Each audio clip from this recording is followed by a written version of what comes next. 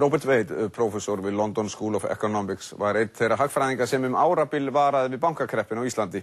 Því var fálega tekið og þeir sem brugðust við sögðu hann óupplýstan niðurrifsmann.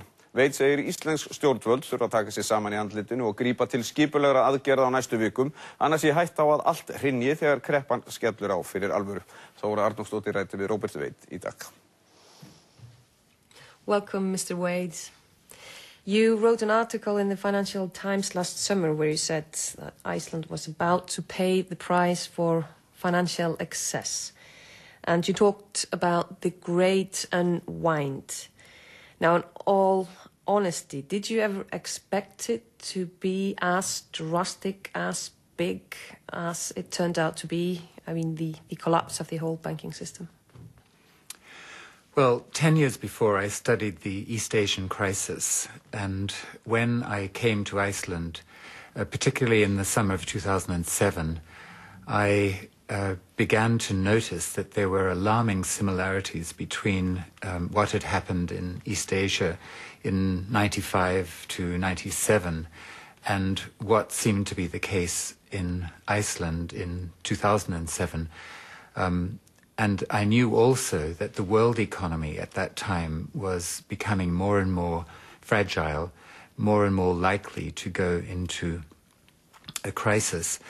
And so I put the two things together and came out with the conclusion that Iceland was likely to have a big crisis because the imbalances and the credit-debt relationships in Iceland relative to both foreign exchange reserves and to GDP were much bigger than in practically anywhere else in the world. And at the same time, the world economy was going into recession. So I did think that there would be a major crisis in Iceland. I said so in August of 2007 at a public meeting. But I'm sorry to say, people on the whole were rather dismissive of that argument, saying that I was just being alarmist. Friðrik Már Baldursson and Richard Portes didn't quite appreciate this article and wrote another one in the Financial Times as a response, where they said that you had got Iceland very wrong, etc. Have you ever, after this happened, the crisis hit, got this "I told you so" feeling? Well, to tell somebody, I told you so, or to admit to what the Germans call Schadenfreude, is always an unattractive quality, so that on camera I will say, no, I do not feel the sense of vindication, but privately I might. Now, you have criticized the privatization of the Icelandic banks. Is it your opinion that Iceland had been better off with state-owned banks? I certainly don't think that it would have been sensible to continue with the same kind of state-owned banks as Iceland had. On the other hand, I do think that the process by which the banks were privatized and the people who got control of the banks, that was something of a mistake. The way it was done was a mistake, but the banks, or at any rate, most of the banks should have been privatized. But on the other hand, I also think there is some case in general for a mixed banking system with some element of public or almost publicly owned banks and also some element of private profit-oriented banks. I think that is likely to be a healthier combination than just entirely private banks. Now, about the regulation, you said in your famous article, and I quote, "The central bank and the finance ministry were staffed at the top by people who preferred as light a regulatory touch as possible." Now, what about the EEA agreement? Didn't Iceland just have to adhere to that as any EU country, although that has turned out to be flawed as well? Well, Richard Portes and Baldursson made the same point, but it's not just a matter of what the rules are. It's a matter, more importantly, of how the rules are implemented or not implemented. And it's quite clear from what I know about the Icelandic situation that the central bank and the Financial Services Authority, whatever they said, whatever their mandates said, whatever the formal rules were, they were not acting as regulators. They were not ensuring that the financial system was kept in line with prudential standards. On the contrary, it's now quite clear that the Financial Services Authority acted in many ways as though it was part of the same team as the bankers, acting to help the bankers do business, as distinct from regulating the bankers. In other words, it does seem to be the case that quite often, maybe not always, the Financial Services Authority was captured by the organizations that they were meant to be regulating. It was a case of regulatory capture. Now, you have been criticized for being political, for being a lefty, anti-free market, anti-capitalistic, and thus your economics have been biased. Is this something that's got on your nerves? And is this maybe why you haven't reached the ears of the people that should have listened? I think it was a case of what you could call confirmation bias. It's the same process that happened in the US with respect to the evidence about weapons of mass destruction in Iraq. The evidence that Iraq did not have weapons of mass destruction was systematically ignored because the people at the top so much wanted there to be weapons of mass destruction at the top.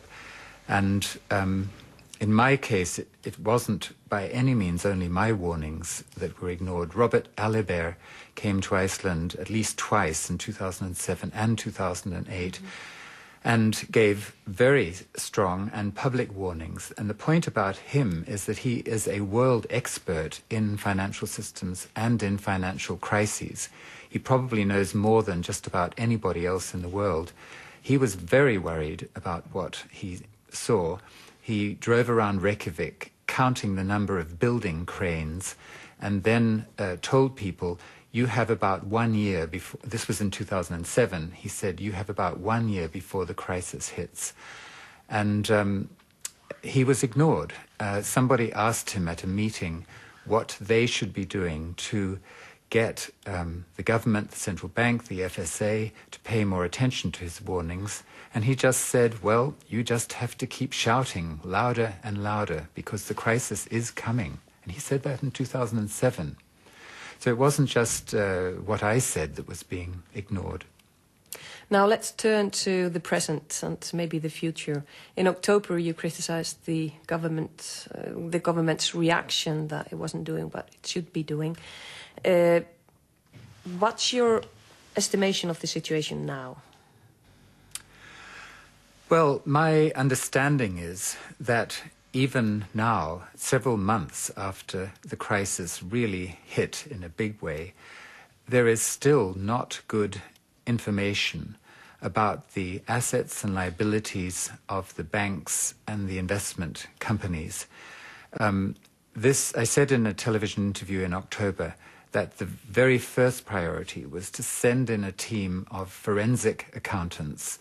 You might have 6 people working here for 2 weeks, and they would, in that time, come up with a proper accounting of the situation. And on the basis of that knowledge, it would be then possible to decide what to do. My impression is that that still hasn't been done properly. And in the meantime, since the crisis till today, the government does give the impression, and the central bank too, of driving all over the road, so to speak, just coming up with rather ad hoc and rather panicky responses. So I do think that there is still time for this serious forensic accounting to be done, for a team of sovereign debt restructuring experts to come and sort of map out a plan of what to do to get this banking system operating again. In a way, the situation here is fascinating for social scientists because Iceland is really the first case of a modern or developed economy which suddenly has no banking system. To my knowledge, this has never happened before, and it's certainly not happened before in the context of a global crisis, as distinct from what happened in Finland and Sweden when there wasn't a global crisis. So for a social scientist, it's a really interesting place to be right now, even though the other side of that is that there's a great deal of anger and anguish on the part of the population about what has happened to them. How do you see the next few years of Icelandic society? People are already starting to complain about big cuts in the health system, about taxes being raised, unemployment, but the worst is yet to come, or what? Yes, the worst is definitely yet to come, and that's partly because the worst is yet to come for the whole world economy. My prediction is that sometime between March and May of this year, in other words, within the next several months, there will be another tipping point, similar to the tipping point that happened in September 2008, when the Federal Reserve allowed Lehman Brothers to go bankrupt, and the world economy took a really vicious spiral downwards after that. I think that there's quite likely to be another tipping point between March and May. And what that means in terms of Iceland is that the government has a period of just several months, which is a kind of do or die period. Things must be done now to prepare for a worsening of the crisis. And if they're not done now in a systematic and coordinated way across the economy, then by this time next year, Iceland will be in a real big mess. At the moment, most of the problem is just by way of anticipation. People have not yet been made unemployed in large numbers. Pension funds have not yet collapsed or stopped paying out. But I think both these two things are likely to happen. A very big increase in unemployment, or pressures for firms to make people unemployed as firms go bankrupt, and also pressures to cut back on pension payments. But the government has a window of opportunity in which it can make plans for these problems that are coming. And my concern is that I don't quite see the urgency on the part of some of the main political leaders to grab hold of this problem, to put party differences aside and face the fact that the worst is still to come.